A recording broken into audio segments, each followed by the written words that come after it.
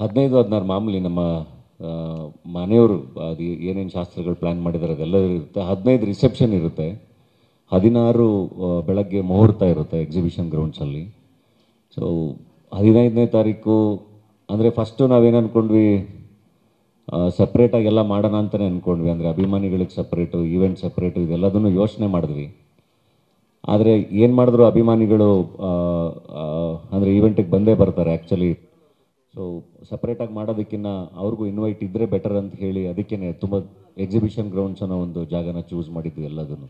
So ಹಾಗಾಗಿ ಎಲ್ರಿಗೂ ವ್ಯವಸ್ಥೆ ಇರುತ್ತೆ, ಅಭಿಮಾನಿಗಳಿಗೆ ಕೂಡ ವ್ಯವಸ್ಥೆ ಇರುತ್ತೆ, ಅವ್ರುಗಳಿಗೆ ಅಂತಲೇ ಒಂದು ಎಂಟ್ರಿ ಇರುತ್ತೆ, ಅವ್ರುಗಳು ಬಂದು ಆಶೀರ್ವಾದ ಮಾಡಿ ನೋಡಿಕೊಂಡು ಊಟ ಮಾಡ್ಕೊಂಡು ಹೋಗ್ಬೋದು. ಹಾಗೆ ಎಲ್ಲ ಥರ ವ್ಯವಸ್ಥೆ ಆಗಿದೆ ರಿಸೆಪ್ಷನ್ ಮತ್ತು ಮುಹೂರ್ತಕ್ಕೆ ಎರಡಕ್ಕೂ. ಸೊ ಎಲ್ಲರೂ ಯಾವಾಗ ಬೇಕಾದ್ರೂ ಬರ್ಬೋದು. ಇನ್ಲ್ಯಾಂಡ್ ಲೆಟ್ರ್ ಥಾಟು ಅದು ನಂದು ಇಡೀ ಅಂದರೆ ಮದುವೆ ಅಂತ ಬಂದಾಗ ಟು ಬಿ ಆನೆಸ್ಟ್ ನಾನು ಸಿಂಪಲಾಗಿ ಒಂದು ರಿಜಿಸ್ಟರ್ ಮ್ಯಾರೇಜ್ ಆಗೋಣ ಅಂತ ಇದ್ದಿದ್ದು, ಟು ಬಿ ವೆರಿ ಆನೆಸ್ಟ್. ಹಾಗೆ ಅದು ಥಾಟು ಶುರುವಾಗಿದ್ದು. ಅದಾದಮೇಲೆ ಕುಟುಂಬ ಅಂತ ಬಂದಾಗ ಈಗ ನಮ್ಮ ತಂದೆ ತಾಯಿಗಳಿಗೆ ಅವ್ರದ್ದು ಒಂದು ಕನಸು, ಅವ್ರ ಆಸೆಗಳಿರುತ್ತೆ.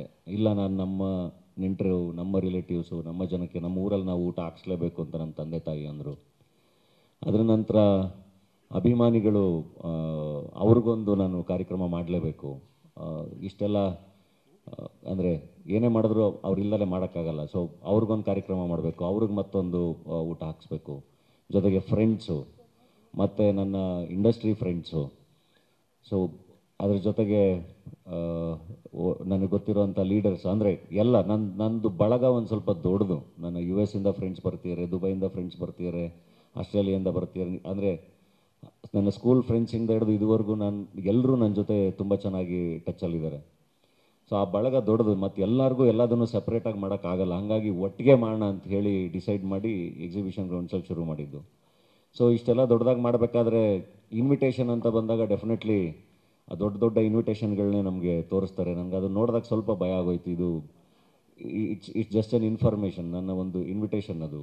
ಅದರಲ್ಲಿ ನನ್ನ ಮದುವೆ ಎಲ್ಲಾಗುತ್ತೆ ಏನಾಗುತ್ತೆ ಅಷ್ಟನ್ನಷ್ಟೇ ಹೇಳೋಕ್ಕೆ ಇರೋದು. ಅದಕ್ಕೆ ನನಗೆ ಇನ್ವೆಸ್ಟ್ ಮಾಡೋಕ್ಕೆ ಇಷ್ಟ ಆಗಲಿಲ್ಲ. ಅದ್ರ ಬದಲು ಇನ್ನೊಂದಿಷ್ಟು ಜನಕ್ಕೆ ಅದರಲ್ಲಿ ಊಟ ಹಾಕೋಕ್ಕೆ ದುಡ್ಡಾಗುತ್ತೆ, ಅದು ಬೇರೆ ಕಡೆ ಖರ್ಚು ಮಾಡ್ಬೋದು ಅಂತ ಯೋಚನೆ ಮಾಡಿದೆ. ಸೊ ಏನು ಮಾಡ್ಬೋದು ಅಂತ ಯೋಚನೆ ಮಾಡಬೇಕಾದ್ರೆ ಓಕೆ ನಾನು ಪರ್ಸ್ನಲಾಗಿ ಅಡ್ರೆಸ್ ಮಾಡ್ದಂಗೆ ಇರಬೇಕು ಅಂತ. ಪರ್ಸ್ನಲಾಗಿ ಅಡ್ರೆಸ್ ಮಾಡ್ದಂಗೆ ಇರೋಕ್ಕೆ ಯಾವಾಗಲೂ ನಾವು ಪತ್ರ ಬರಿತೀವಲ್ಲ, ಪರ್ಸ್ನಲಾಗಿ ಒಂದು ಮೆಸೇಜ್ ಟೈಪ್ ಮಾಡಿ ಕಳಿಸ್ತೀವಿ, ಪತ್ರ ಬರಿತೀವಲ್ಲ, ಹಂಗೆ ಆ ಫಾರ್ಮೇಟಲ್ಲಿ ಇರಲಿ ಅಂತ ಹಂಗೆ ಐಡಿಯಾ ಬಂದಿದ್ದು. ಸೊ ಹಂಗೆ ಐಡಿಯಾ ಬಂದಾಗ ಫಸ್ಟು ಇನ್ಲ್ಯಾಂಡ್ ಲೆಟ್ರಲ್ಲೇ ಪ್ರಿಂಟ್ ಹಾಕ್ಸೋಣ ಅಂತಲೂ ಯೋಚನೆ ಮಾಡಿದೆ. ಅದಾದಮೇಲೆ ಇಲ್ಲ ಅದನ್ನು ಒಂಚೂರು ಕಸ್ಟಮೈಸ್ ಮಾಡಿಸೋಣ, ಮದುವೆ ಒಂದು ನಮ್ಮ ಈವೆಂಟ್ ಅಲ್ವಾ, ಕಸ್ಟಮೈಸ್ ಮಾಡಿಸೋಣ ಅಂತ ಹೇಳಿ ಅದನ್ನು ಧನಧನ್ಯ ಮದುವೆ ಅಂತೆಲ್ಲ ನಮ್ಮ ಬಾದಲ್ ಹತ್ರ ಒಂದೊಳ್ಳೆ ಡಿಸೈನ್ ಮಾಡಿಸಿ ಕಸ್ಟಮೈಸ್ ಮಾಡಿಸಿ ಅದನ್ನು ಪ್ರಿಪೇರ್ ಮಾಡಿದ್ವಿ.